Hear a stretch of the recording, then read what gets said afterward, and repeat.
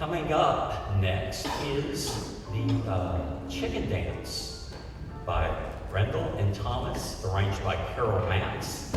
And we have Houston coming on board, and their director is a.k.a. Taniguchi.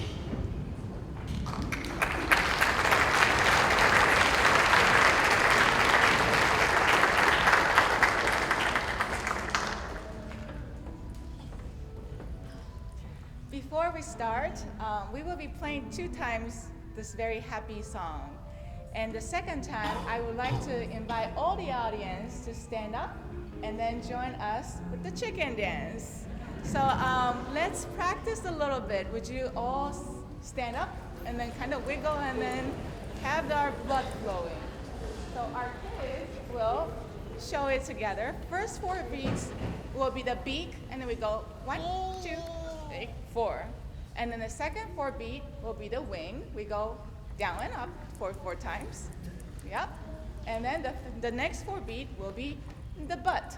We have a butt shake. And then finally, we just clap 4 times in the way that you like. And when there's in the middle section, there is a dreamy chicken part. Please just, maybe you can rotate around and then say hi to somebody who you know or any stranger.